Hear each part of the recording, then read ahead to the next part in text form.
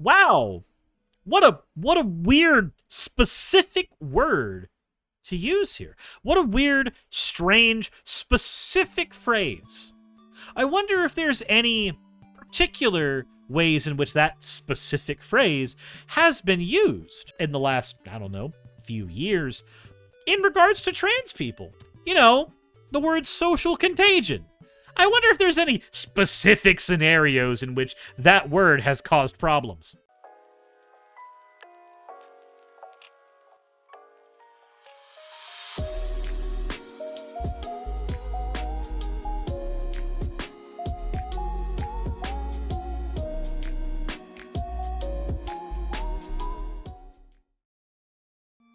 Alrighty, so this next one's a bit farked. If you guys haven't heard of a person named Bari Weiss, you're going to know a little bit about how she goes about her reporting methods by the time we're done. Before we get into that, though, it's going to be a bit of a dark one, so we're going to do some fan art, and we're going to try to get in a better headspace before we start. So, well, that is a dumpy ditto. So, apparently, Axo that has cream has decided to tell us all that Suris found out that the Dumpy the Ditto profile is owned by Axo. So there is the butt. There is Ditto's butt. Processing will begin shortly. The next one we have here is from Red Whooper. Started this out like 9 months ago and finally finished. Happy birthday, Suris. And obligatory War Words variant. Ha! You can fry. As always, everybody, thank you all for your fan art submissions. If you want your fan art to be shown in a future video, the best way to do so is to drop it into the Discord. If you haven't already joined the Discord, the ! Discord command will bring you to the link where you can do that. That's the thing you can do. So, anyways, let's go ahead and talk about Weiss. So to poison the well here, person who is really, really cool, and you should follow, Conyer, already has us started out pretty well. On February 9th, Bari Weiss pushed a story about a St. Louis Children's Hospital whistleblower that was debunked by dozens of patients and parents, and now she's pushing a story that is being debunked by the patient themselves. This isn't journalism, it's fear-mongering. Let's look at the types of things that she writes first. I thought I was saving trans kids. Now I'm blowing the whistle.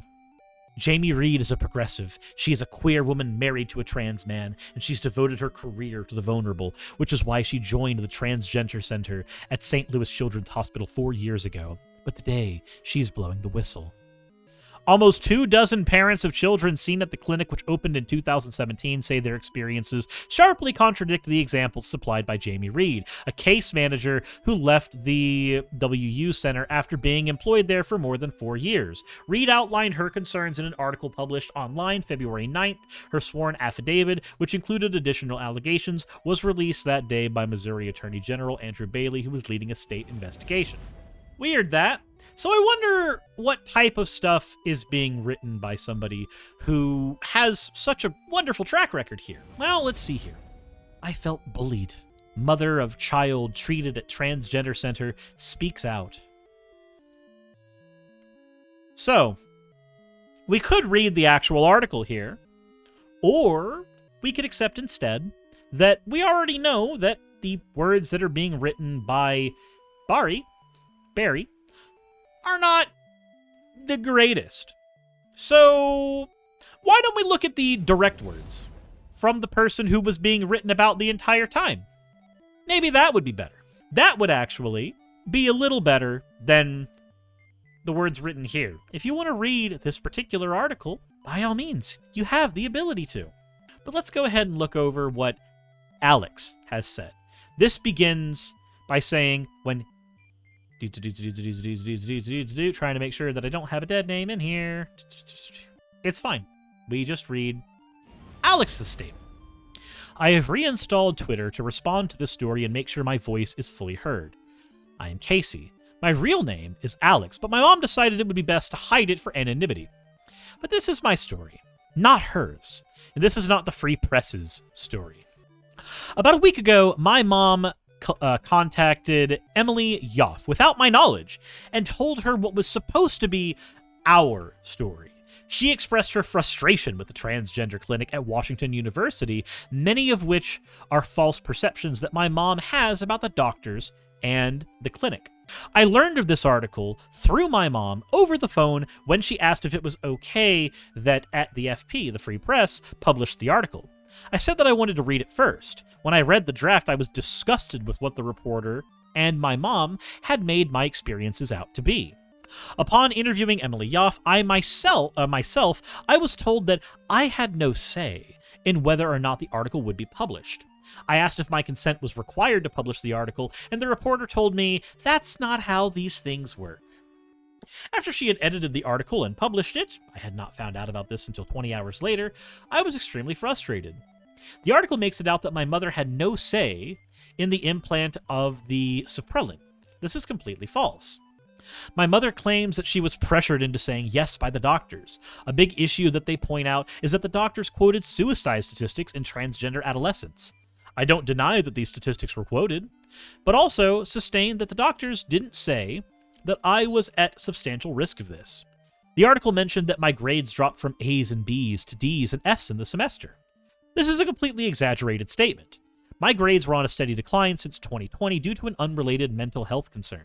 Speaking of mental health, the article claims that my mental health issues can be attributed to the Suprelin implant. However, my personal experiences show that this is not the case.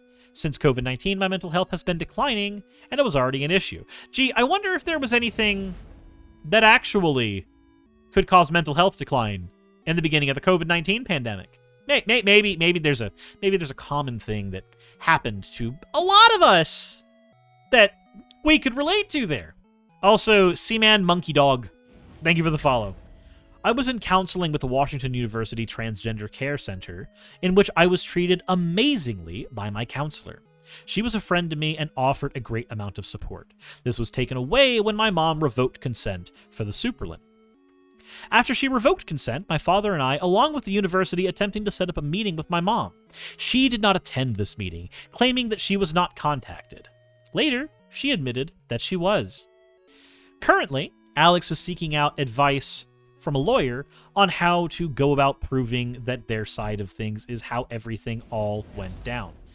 There is a lot of actual support in here from people, which is wonderful, but as Twitter's algorithms are what they are, I'm sure that what I'm not seeing is the people who are going to be assholes about this. The entire article here is very, very, very lengthy. But according to the person the article is written about, it's not actually true. So while, again, we could go over the article as it was written, if you want to read it, that's a thing that you can do on your own time. Right now, there seems to be an actual victim involved that actually needs to be reported on, using their actual words. Alex's mom said, "This isn't your story, it's mine. We don't need to your consent to publish this." Yes, they fucking do. So they're talking about legally, and legally, they might not need it, but, you know, journalistic integrity would dictate otherwise. Instead, what we're going to do is we're going to look at some of the comments that have been made on this, because I think the very first comment here shows exactly the type of person this article is being written for.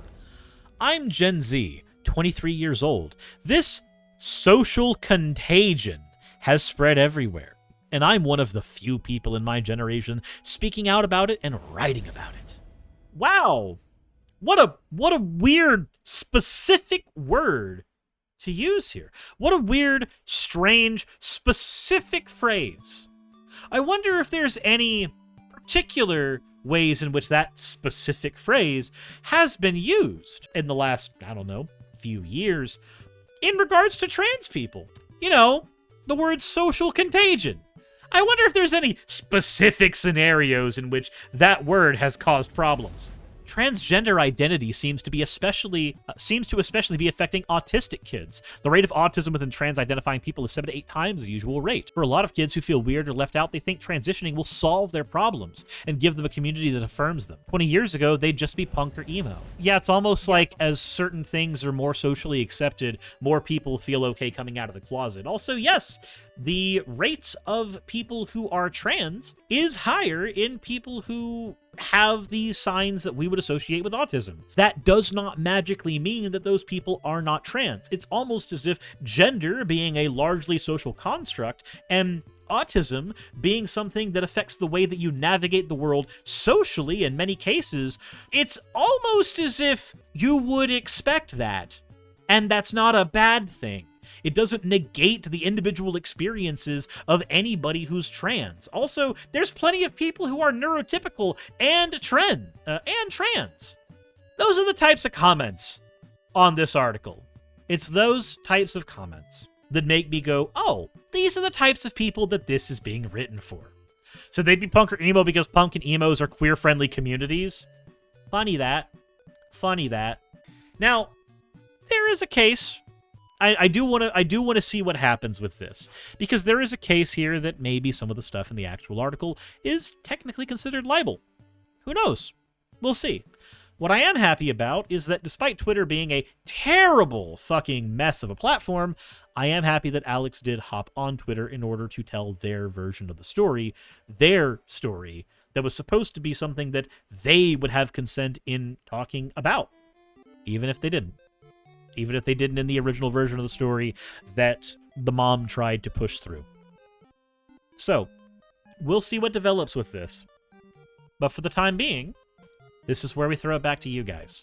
Let me know how you feel in the comment section below, and hopefully we can all work to make a better world for people like Alex. As always, everybody, insert end of video tagline here.